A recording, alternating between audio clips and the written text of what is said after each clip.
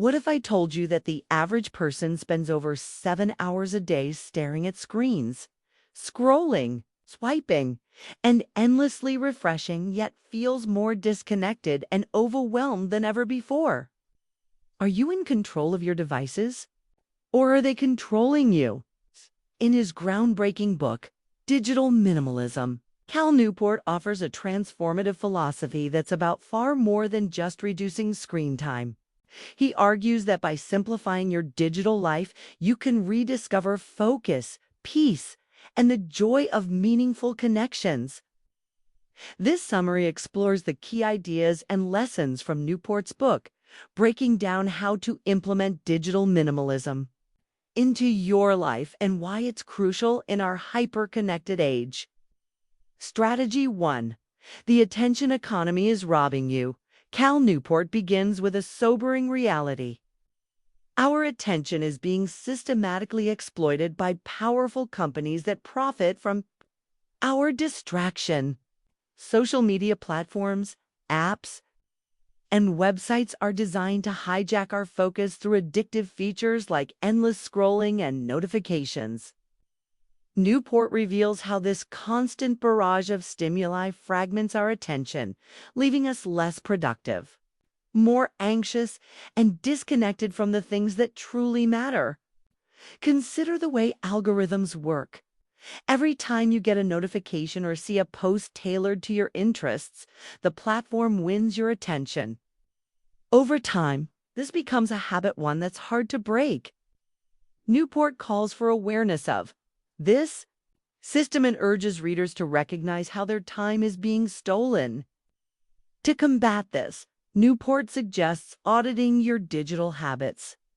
Start by tracking how much time you spend on your phone and what apps dominate your attention.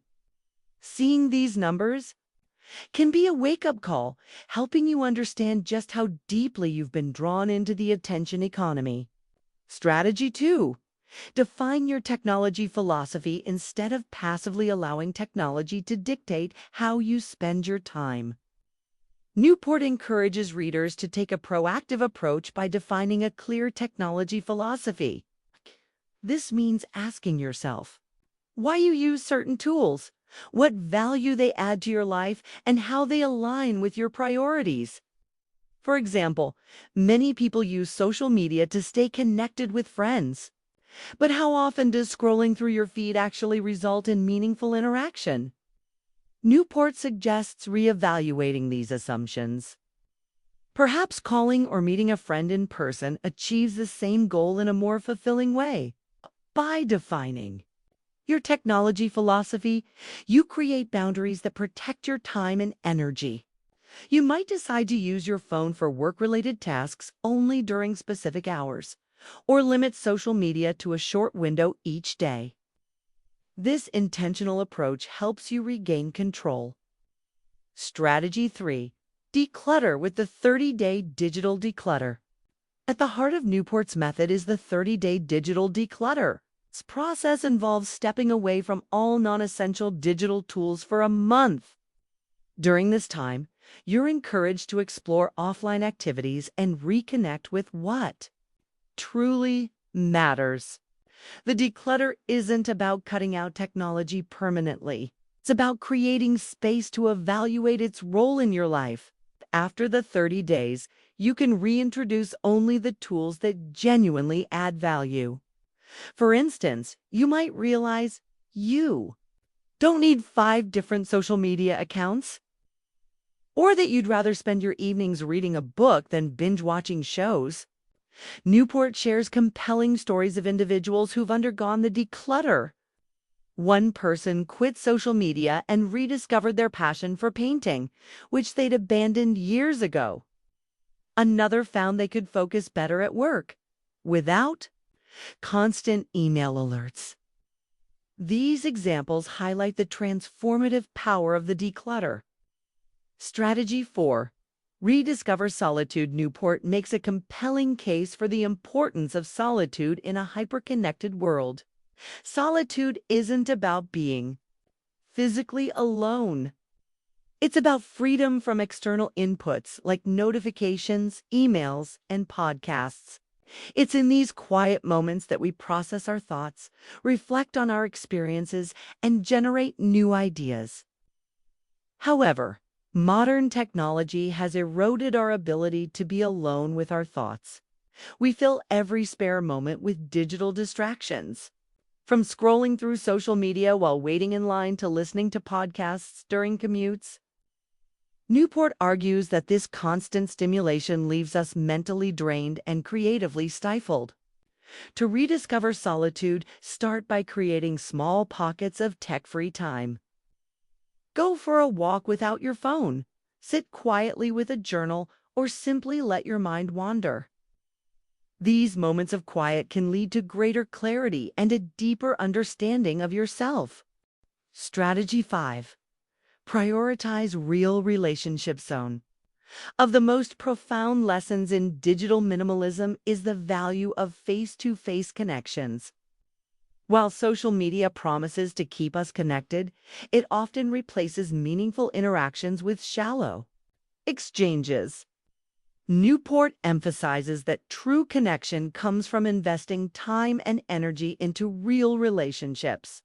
For example, instead of liking a friend's post, call them to catch up or invite them to coffee. Host a device-free dinner where everyone focuses on the conversation rather than their screens. These intentional efforts create stronger bonds and more fulfilling relationships. Newport also highlights the importance of being fully present during these interactions. Putting your phone away and giving someone your undivided attention shows that you value their time and presence. Strategy 6. The joy of intentional. Lazarin introduces the concept of intentional leisure, which involves engaging in activities that are both fulfilling and energizing. In contrast to passive leisure like binge-watching TV or scrolling through social media, intentional leisure requires effort and often involves learning or creating something new. For instance, you might take up a hobby like playing a musical instrument, gardening, or painting. These activities not only provide a sense of accomplishment, but also help you recharge in a meaningful way. Newport shares examples of people who replaced digital distractions with fulfilling hobbies and found their lives enriched as a result. Strategy 7. Social media is optional despite its ubiquity. Social media is not essential for staying informed or connected. Newport challenges the assumption that we need platforms like Facebook or Instagram to maintain relationships or stay updated on current events. He suggests exploring alternatives that better align with your values. For instance, instead of scrolling through Instagram for inspiration, you could follow a curated email newsletter or read books on topics that interest you. By choosing intentional ways to consume information, you can avoid the pitfalls of endless scrolling and algorithm-driven content. Strategy. Reclaim your focus. Newport explains that constant notifications and multitasking fragment our attention, making it difficult to focus deeply on important tasks. He introduces the concept of deep work, which involves dedicating uninterrupted time to cognitively demanding activities to reclaim your focus. Create a distraction-free environment for work. Turn off notifications, put your phone in another room, and set clear boundaries around your work hours. By protecting your attention, you can achieve higher levels of productivity and creativity. Strategy 9. Embrace a lifestyle of minimalist digital. Minimalism is part of a broader minimalist philosophy that emphasizes quality over quantity. Just as you might declutter your home by keeping only what's useful or brings you joy, you can declutter your digital life by focusing on tools and practices that genuinely enhance your well-being. For example, instead of downloading every new app, stick to a few that align with your goals.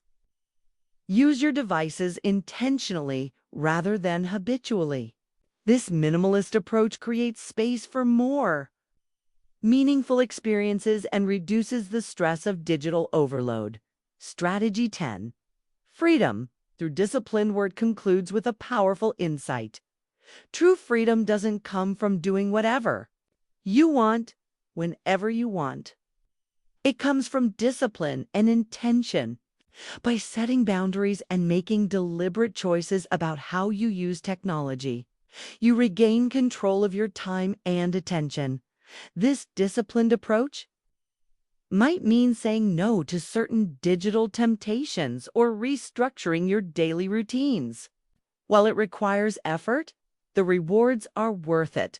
Greater focus, deeper relationships, and a more fulfilling life. Conclusion: your digital renaissance of digital minimalism isn't just about cutting back on screen time. It's about creating a life that aligns with your values and priorities. Imagine waking up without instantly reaching for your phone, spending time with loved ones without distraction, and ending each day with a sense of purpose. As you reflect on these lessons, consider what changes you can make to embrace digital minimalism. What will you do with the time and mental clarity you gain when you take back control of your digital life? The journey to a calmer, more meaningful existence starts with a single step. Start yours today.